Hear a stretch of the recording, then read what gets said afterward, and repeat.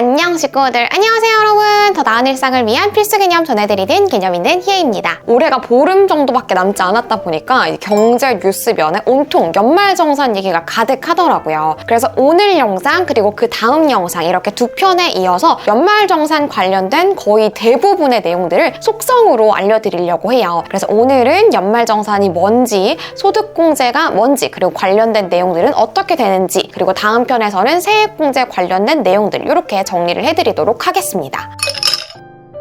우선 연말정산이란 무엇인가? 저도 사회초년생 때 연말정산이 대체 뭔지 몰라서 옆자리 대리님께 근데 이거 왜 하는 거예요? 어떻게 하는지 좀 알려주실 수 있어요? 라고 하니까 그냥 회사에서 하라는 대로 하래요. 뭔지를 아는 거는 중요하지 않다라는 거예요. 왜 안 중요합니까? 이게 뭔지, 왜 하는 건지를 알아야 열심히 할 동기부여가 될 거 아니에요. 우리 급여 명세서를 보면은 통장에 찍히는 돈은 새해 후 금액이고 실제 급여 명세서에는 새해 전 금액이 찍히잖아요. 이때 빠져나가는 수많은 내역 중에서 소득세랑 지방소득세를 돌려받는 과정이 연말정산이다 라고 생각을 하시면 되는데요. 그렇다면 내가 낸 만큼 돌려받는 거니까 최대 금액도 어차피 정해져 있겠죠. 저 역시 연금저축, IRP, 청약저축, 신용카드를 통한 소득공제 등등 많은 방법들, 많은 팁들을 알려드리지만 결국은 최대, 우리가 돌려받을 수 있는 금액은 한정돼 있다는 걸 꼭 알고 있어야 됩니다. 가령 제가 소득세랑 지방소득세를 합쳐서 매달 3만 원씩 납부를 했다면 12달이 1년이니까 36만 원만큼 납부를 한 거잖아요. 그럼 제가 돌려받을 수 있는 최대 금액 역시 36만 원이라는 걸 알아야 됩니다. 연금저축이랑 IRP 합치면 최대 100만 원 넘는 혜택을 받을 수 있다고 하더라. 이거 합치면 최대 50만 원, 이거 합치면 최대 20만 원, 이만큼 혜택 볼 수 있다고 하더라 라고 한다고 해서 그 금액 그대로 내 통장에 들어오는 게 아니고 결국은 내가 낸 돈에 대해서 돌려받는 거다라는 거를 꼭 유의를 하시면 좋겠습니다. 이 소득공제는 우리가 세금을 내는 대상의 크기, 몸집을 줄여주는 단계라고 생각을 하시면 됩니다. 결국은 우리가 내는 세금, 돌려받든 더 뱉어내든 이 내역들의 대상이 되는 건 우리의 총급여액, 우리가 버는 소득이 대상인데요. 이 대상이 되는 소득의 크기가 줄어들면 줄어들수록 우리가 내야 되는 세금의 크기도 같이 줄어들게 될 거잖아요. 대한민국의 모든 사람들의 소득을 일일이 계산해서 다 다른 세금을 매기는 건 현실적으로 불가능하기 때문에 국세청에서 이만큼 버는 사람, 그 다음 이만큼 버는 사람, 더 많이 버는 사람 이런 식으로 소득의 구간에 따라서 세금 이렇게 매기겠습니다 라고 매겨둔 범위의 구간을 우리는 과세, 표준이라고 하거든요. 그래서 좀 더 정확하게는 소득공제는 이 과세 표준의 구간을 조금이라도 낮은 구간에 속하도록 해주는 과정이 바로 소득공제입니다.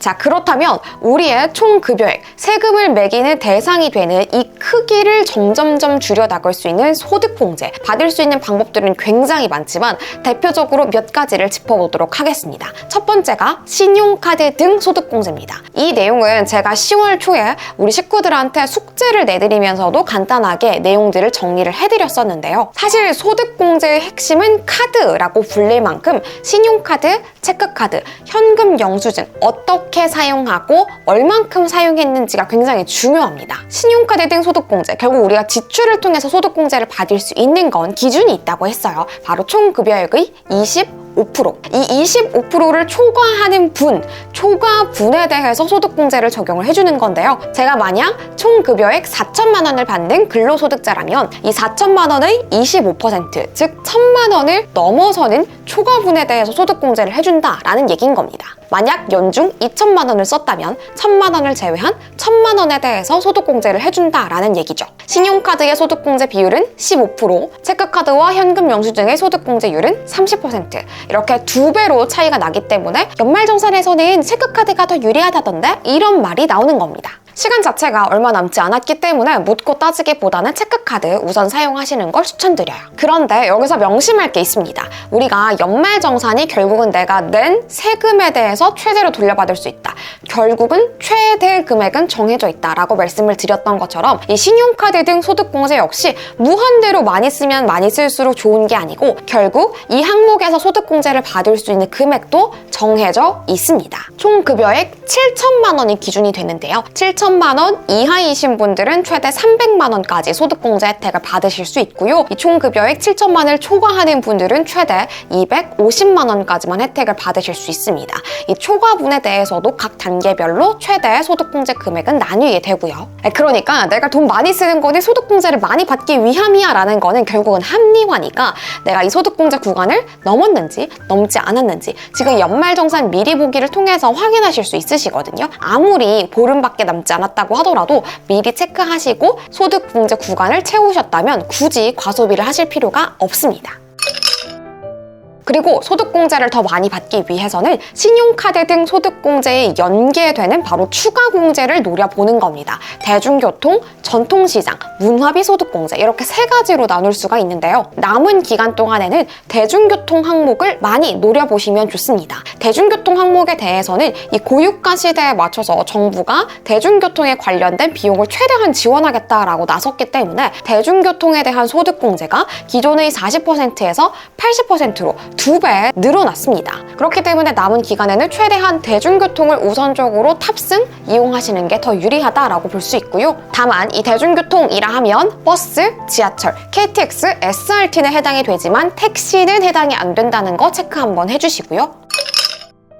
소비하는 것 자체가 좀 부담스러우시다면 저축을 통해서 소득공제 받을 수 있는 방법도 있습니다. 바로 주택청약 종합저축, 일명 청약통장이죠. 청약통장을 통해서 소득공제를 받을 수 있는 기준, 총 급여액 기준 역시 7천만 원이 기준이 됩니다. 총 급여액이 7천만 원 이하이면서 무주택자이신 분들, 이 분들은 연 납입금 240만 원 한도에서 최대 40%까지 소득공제를 받으실 수 있는데요. 계산을 해보면 96만 원의 소득공제를 받을 수 있다라는 결론이 나옵니다. 그래서 사실은 요즘에 청약통장을 깨야 될까 말아야 될까 말이 되게 많잖아요. 개인적으로는 청약통장을 해지한다는 건 이 관련된 납입 횟수, 금액, 기간 이 모든 것들이 무효화가 되는 거니까 당장 급전이 필요하신 게 아니라면 해지를 하기보다는 좀 먼 훗날을 위해서 잠시 스테이, 해지하지 않고 갖고 계시면서 이 소득공제를 받을 수 있는 해당 금액만큼만 저축을 하는 게 어떨까라는 생각이 들더라고요. 연 240만 원 한도라면 월 20만 원씩 저축을 하시면 되는 거니까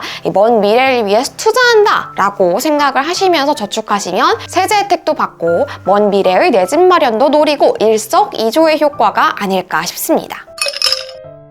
그리고 사실 이 소득공제에서 가장 대표적인 항목이 인적공제, 일명 부양가족공제인데요. 이 부분에 대해서는 좀 헷갈려 하시는 분들이 많기 때문에 인적공제 내용은 따로 떼어서 하나의 영상으로 제작을 할 거니까 조금만 기다려 주시고요. 온전히 소득공제의 문제라고 볼 수는 없지만 이 연말정산의 전반적인 제도 아래에서 중도 퇴사자들은 어떻게 하시면 좋은지에 대해서 말씀을 좀 드리겠습니다. 중도 퇴사자에 관련된 내용은 제가 따로 영상을 만들어 두었으니까 카드 확인을 해주시고요. 중도 퇴사자, 즉 2022년도 한 해 동안에 내가 퇴사를 한 경험이 있다라고 하시는 분들은 방법을 크게 두 가지로 나눌 수 있습니다. 첫째, 내가 퇴사를 한 다음에 아직 이직 준비를 하고 있고 다른 회사로 옮기지 않은 상황 혹은 저처럼 프리랜서로 전향을 하신 분들이시라면 그 다음에 즉 정확하게는 2023년도 5월 종합소득세 신고 기간을 노리시면 되겠습니다. 이때 연말정산을 내가 셀프로 진행을 하시면 되는 거고요. 두 번째, 내가 퇴사를 했지만 바로 이직을 했다. 즉 2022년도 안에 퇴사와 이직을 둘 다 진행을 경험을 하신 상황이시라면 전 회사의 연말정산은 이직한 회사에서 한꺼번에 하실 수 있습니다. 단 이때에는 내가 퇴사를 하면서 원천징수 영수증을 미리 요청해서 따로 받아와야 한다라는 껄끄러운 과정이 있기 때문에 내가 굳이 껄끄럽게 이런 것들을 요청하기 좀 그렇다 하시는 분들은 앞서서 말씀드린 것처럼 다음 해 5월 종합소득세 신고 기간에 한꺼번에 처리를 하시는 것도 좋을 것 같습니다. 퇴사했는데 그런 것까지 요청하는 건 좀 그렇잖아요. 이렇게 속상편으로 연말정산이 뭔지부터 소득공제에 대한 주요 내용들 간단하게 정리를 해봤는데요. 하나하나 좀 심도 있게 만들어둔 영상은 연말정산 재생 목록으로 따로 모아두었으니까 정말 공부하신다고 생각하시고 정주행하시는 것도 너무 좋은 방법이 될 것 같고요. 중요한 건 누가 챙겨주지 않는다, 회사가 대신 챙겨주지 않는다라는 걸 명시하는 거. 내가 하나라도 더 챙기려고 알아보고 실천하는 게 가장 중요하다는 거 기억을 해주시면 좋겠습니다. 그럼 우리는 다음 영상 세액공제 마스터편 속성편에서 다시 만나도록 해요. 구독과 좋아요 잊지 마세요. 안녕!